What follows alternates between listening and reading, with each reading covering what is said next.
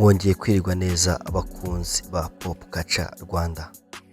Mbahaye ikaze banyarwanda, banyarwandakazi, ba diaspora ndetse namwe mwese mubasha kumva ururimi rw'ikinyarwanda. Mbere na mbere ndagusaba gukora like, share na comment kugira tujye tubasha kubana mu biganiro bikurikira. Uyu munsi mbazaniye story cyangwa se inkuru y'umukobwa witwa Leontine wabashije gutsinda ibizamini bya leta mu cyiciro cya trokome umwaka wa 2025-2026 ariko ntiyagaragara kuri podium umunsi hatangazwa amanota. Ndagira ngo untege amatwi tubane kandi muri comment ungaragarize ibyiyumviro byawe ndetse n'intumbero zawe muri aka kanya. Leontine wabashije gutigisa imbuga nkoranyambaga cyane cyane no ngaha mu Rwanda, haba ku bitangazamakuru ndetse na social media. Leontine ni umwana wavukiye mu karere ka Rusizi, umurenge wa Rwimbogo, akagari ka Mushaka.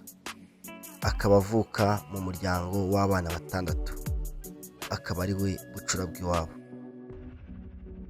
Leontine amashuri abanza yayize ku kigo cya GS Saint Esprit Mushaka, aho yize afite intumbero yo gutsinda kandi akaba yarabigezeho abo Uwambere mu rwego rw'umurenge ndetse n'ikigo ku manota ashimishije mu gihe yigaga primary. Leontine yaje gukomereza amashuri mu kigo cya SF Nyamasheke mu bigo byiga bicumbikira abana b'abakobwa b'amansera. Leontine yaje kurangwa n'ibintu bijya muri bitatu: gusenga, kwiga ndetse no kubana neza n'abandi bantu. Leontine yaje kwiga icyiciro cya trokome afite intego yo kuzaba Uwambere, akaba yahabwa ibihembo byiwe nk'uko byari biteganyijwe. Leontine yaje kubiharanira ndetse abasha gukora amateka abo Uwambere mu rwego rw'igihugu.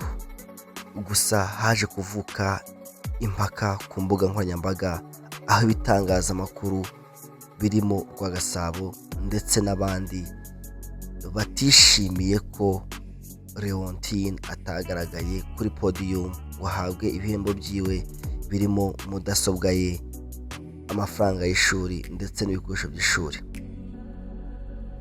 Leontine yaje kugaragara ku munsi ukurikiyeho ku biro bya Minadik, aho yari agaragiwe n'ababyeyi biwe ndetse n'abavandimwe biwe bamuherekeje guhabwa ndetse no gushimirwa nk'umwana cyangwa se umunyeshuri wabaye Uwambere mu rwego rw'igihugu. Leontine yakuze afite intego ndetse n'intumbero yo kuzaba umuprograma nk'uko yabitangaje mu itangazamakuru, aho yakuze yumva ko agomba kwiga mu ishuri ryigisha ikoranabuhanga Rwanda Coding Academy.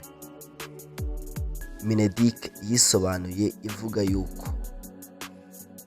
ku ifishi yiwe y'ikizamini nimero za telefone z'ababyeyi biwe zari zanditse nabi, ubwo bahamagaraga bitabwaga n'undi muntu utari ababyeyi ba Leontine, bityo bituma Leontine atagaragara kuri uwo munsi.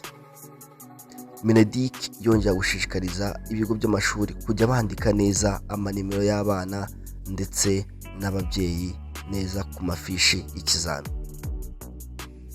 Wamwana Leontine kuri uwo munsi yagaragaje ibyishimo bidasanzwe, agaragaza yuko ari amahirwe ndetse n'umugisha agiriwe wo kuba ari we muntu wabashije kwegukana umwanya wa mbere mu cyiciro cy'amashuri yisumbuye trokome.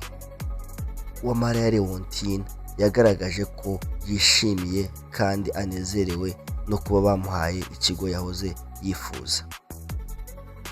Ndagira ngo ushimire wowe wakomeje kuntega amatwi kuri Pop Culture Rwanda. Ndagusaba gukora subscribe, like, share na comment kugira tujye tubasha kubana mu bindi biganiro tujye kujya ducishaho umunsi ku munsi. Ciao ciao.